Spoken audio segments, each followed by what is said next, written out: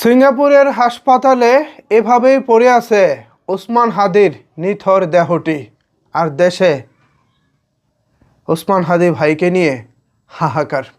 আজ শুক্রবার সন্ধ্যায় দেশে ফিরছে ওসমান হাদির লাশ। আগামীকাল অর্থাৎ শনিবার বাদ জুম্মা জানাজা অনুষ্ঠিত হবে। কত আশা ছিল মানুষটিকে নিয়ে, কত স্বপ্ন দেখেছিলাম মানুষটাকে নিয়ে। আগামীর বাংলাদেশ বিনির্মাণে সামনে থেকে নেতৃত্ব দিবেন ওসমান হাদি। জাতীয় সংসদে তিনি যাবেন, বাকি 299 জনকে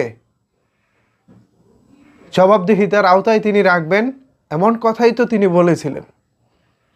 কিন্তু আজকে নিজেই এমন এক জায়গায় পাড়ি জমিয়েছেন যেখান থেকে চাইলেই আর কেউ ফিরে আসতে পারে না। অভিমানী ওসমান ভাই আমার, এত তাড়াতাড়ি চলে যাবেন? আপনাকে তো আমরা আসলে এত তাড়াতাড়ি হারাতে চাই নাই। আমরা যারা বাংলাদেশের মানুষজন আছি, বাংলাদেশের জনগণ আছি, আমরা তো আপনাকে এত তাড়াতাড়ি হারাতে চাই নাই। এখন আপনার আদর্শ, আপনি যেভাবে বাংলাদেশকে দেখতে চেয়েছিলেন, যেভাবে পরিচালনা করলে আপনার আত্মা শান্তি পাবে, আপনি দূর থেকে দেখেও মনে আত্মতৃপ্তি নিয়ে বলতে পারবেন আমার বাংলাদেশ সঠিক পথে আছে। আমাদের উচিত এখন থেকে ঠিক সেভাবেই চলা। আমাদের যারা রাজনৈতিক কর্তা ব্যক্তি আছেন, যারা দেশকে পরিচালনার জন্য আগামীতে ক্ষমতায় যাবেন, তাদের কাছে আকুল আবেদন, হাদি ভাই যেভাবে আমাদের বাংলাদেশটাকে দেখতে চেয়েছিলেন, হাদি ভাই যেভাবে আমাদের বাংলাদেশটাকে পরিচালনা করতে চেয়েছিলেন, দয়া করে হাদি ভাইয়ের স্বপ্নটাকে আপনারা বাস্তবায়ন করবেন। বিএনপি, জামায়াত, এনসিপি যেই ক্ষমতায় যাক, ক্ষমতার পালা বদলে যেন হাদি ভাই হারিয়ে না যায়। হাদি ভাই আমাদের পথ প্রদর্শক।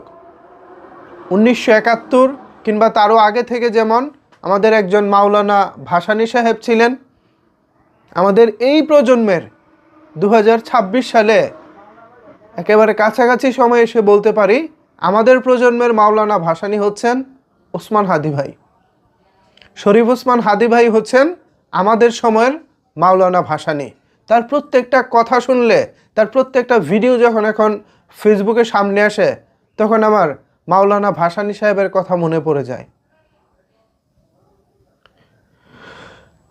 আমরা দুর্ভাগা জাতি, আরেকটা ভাসানীকে পেয়েছিলাম কিন্তু ধরে রাখতে পারিনি।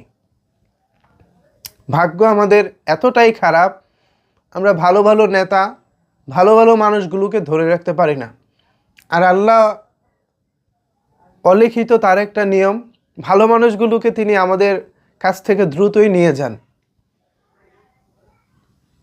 সেটা নিশ্চয়ই আল্লাহ ভালো জানেন কেন তিনি এমনটা করেন।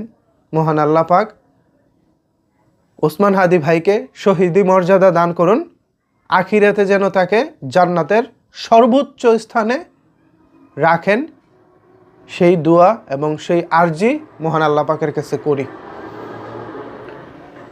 ভিউয়ার্স, হাদি ভাইকে নিয়ে আপনার ভালো লাগা মন্দ লাগা জানাতে পারেন নিচের কমেন্ট বক্সে।